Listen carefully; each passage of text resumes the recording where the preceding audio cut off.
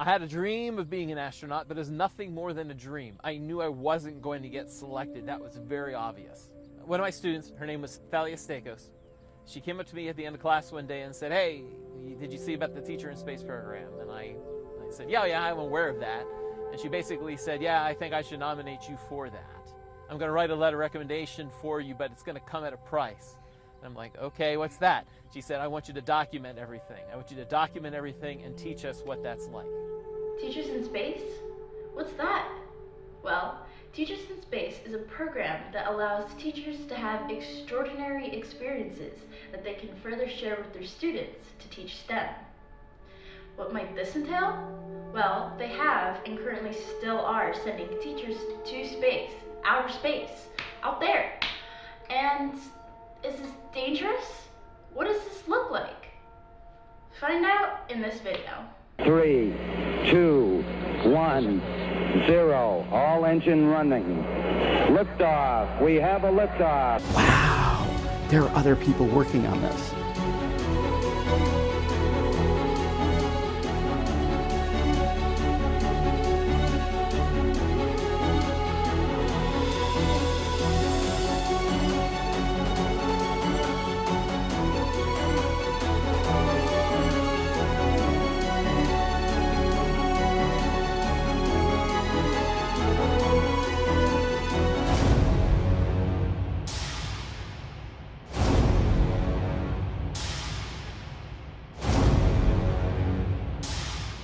Teachers in Space is a program that allows teachers to have extraordinary experiences to teach students science, technology, engineering, and mathematics. Someone in the Reagan administration had a vision of launching teachers into space to do education from space. Up to that point, all astronauts were test pilots, engineers, and scientists. So they opened it up to civilians. So the Teacher in Space program put the first civilian into space, but unfortunately then we lost Challenger. One reason that had such an impact on the public was because a teacher was on that space mission. The Space Shuttle Challenger broke apart 73 seconds into its flight. It killed all 7 crew members on board, including the first ever teacher and American civilian on their way to space. Joe Luttrell, a previous guest on this show, also the CEO of Minikube Satellites, also has experience with the Teachers in Space program. And we teach teachers how to bring this into the classroom. Okay. So we actually have a group of teachers who they know what we're doing. They've gone through all of this, and we will have workshops where teachers will come and learn how do you work with Arduino? How do you design a high altitude balloon? How would you like your students to do this? Right.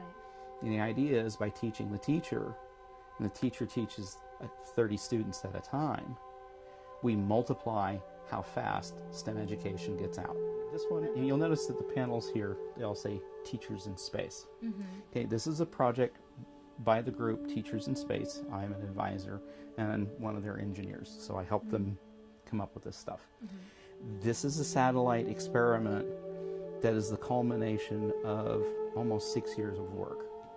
It's so much fun to put something like this together and see students actually change their direction with more of a science bend to it. So, yeah. Although the Teachers in Space program is new, Matt Bender went through a similar experience as a child that aided in who he eventually became. I got in trouble. The teacher was going to yell at me. He called me up at the end of class and said, I could call your parents or you could do something for me. Which one do you want? I said, I'll do something for you. So he said, great, we're going to start a weather unit. Over there on the wall is a weather map. It's blank. You're going to open the newspaper every day, cut out the weather forecast, come in here, you're going to put it up on that board, and you're going to do a 2-minute weather forecast for the class every morning. You're going to do that. On the bus, I realized I forgot to cut out the weather map. And I knew I was in trouble because the deal was 2 weeks. So this is this is no internet, no text, that's it. I was on the bus. So I ran to the classroom. I'm like, Mr. Larish, I know that I was supposed to have the weather map for today. I don't have it, but I think I've picked up on some things. I've picked up on some patterns. Do you care if I just put up there what I think it says and give my forecast? And he said, sure. Small little thing that he understood I was interested in science, and he kind of set me on this path where I am right now. Because Mr. Lyers changed me that day. That was a huge moment for a little kid. With the Teachers in Space program, kids can be changed and inspired, just like Matt Bender was.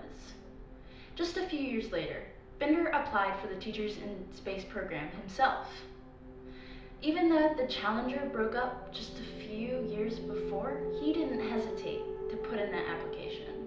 These people that put their life on the line to go to space to do this are doing it for a greater purpose. And I really look up to them and respect them. So even knowing that, when it came time to actually put my application in, I didn't hesitate. Now, granted, I didn't think I was going to get it. I didn't think I had a chance. Then it was November, right before, I'm pretty sure it was November, it might have been October, somewhere October, November.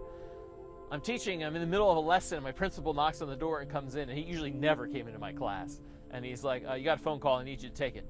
And I said, I'll call him back, just take a message. He's like, no, you're gonna go take the phone call now, I'm teaching your class. So he came in, so I went to the library and he picked up the phone, and it was Dwayne Ross, who was the head of the astronaut selection committee down in Houston. And he said who he was, and he's like, yeah, we'd like to invite you down for an interview. You're one of our finalists. And I'm like, oh, finalists, how many of them are there? He's like, well, we started at like 11,000 people, and so we're only inviting 100 to Houston. And I said, what? And he said, yeah, but we're only inviting 35 teachers, so you're going to be one of the 35 teachers coming down. Do you want to come down? And I'm like, yeah? That they're interviewing me. I'm one of 36 finalists, and they're inviting me to Houston. It's an interview for a whole week. Actually sounds like a whole week of medical tests. Flashbacks of the right stuff right now, but I really don't know what to think. I'm really surprised. I am extremely surprised. It was shocked because, again, I just knew my whole life, I'm not going to be able to go to space. I'm not going to be able to do all the things that they're going to do because I have this thing with my ears. But they were willing to take another look at me, so I'm like, fine, I'm going to go and see what this is all about. So there were 100 people trying out to be an astronaut, and we were in the 5th group of 20. So there's only 20 of us, and actually one dropped out, so there's 19 of us. And I like being a part of group activities, and this was one of the best groups I've ever been with in my life. All these people were older than me, except for one, some significantly older than me. Some were pilots, engineers. It didn't matter who those people were. They were so team-oriented and supportive. It was just such a wonderful experience to be in. We knew we were competing for that chair in the space shuttle. But I honestly felt, and I will bet you everything I have, everyone was fine if it wasn't going to be them. Like, we wanted it to be our group. From believing you could never acquire your dream to then believing you might actually have a shot really was life-changing for Matt Bender. My gosh, do I actually have a chance to do this? These are people I look up to. I'm not one of those people. I didn't feel that I fit in that group. And it seemed like it was a big mistake. Now, I was confident. I was confident in the sense that all of my background in my life seemed to lead to that moment. And I was excited to do it, but then there was the whole medical thing. I knew I was going to get disqualified. Like, I knew the year was going to kick me out. And it was just, when are they going to find out that I don't belong here? And do I want to torture myself potentially to get to the end point that I knew was coming? And I went in, I saw the doctor, and they were looking at my ears more closely, and they did a couple tests. And at the end of that test, when I thought they were going to say, yeah, we're sending you home, they're like, yep, you're fine. And I'm like, what? They're like, you're fine. You have exactly what Alan Shepard had. And Alan Shepard was the first person in space. And that's when it really hit me. Because I think that was a Thursday afternoon, maybe a Thursday night. I'm like, oh my. Like, I'm qualified for this. Like, this might actually happen. Although Bender wasn't one of the teachers chosen to become an astronaut, he still had a life-changing experience that he will never forget to this day. And it was disappointing, but, and here's the big but, everyone in my cohort was there. They were supportive of me in that moment. It was wonderful. We had 3 people from my group get selected. I had an opportunity to go down and watch their selection. I became a member of the Network of Educator Astronaut Teachers, a group that still exists, and we still do things supporting space exploration and education. But as teachers, you're always trying to encourage your students to be lifelong learners. And you want to be a role model. I mean, you want to show people that, hey, if you have a dream, you should go for your dream because you might get your dream.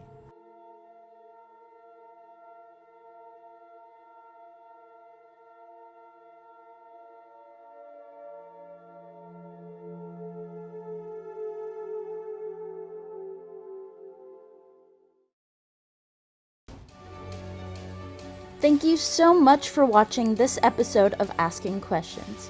Don't forget, your dreams can come true.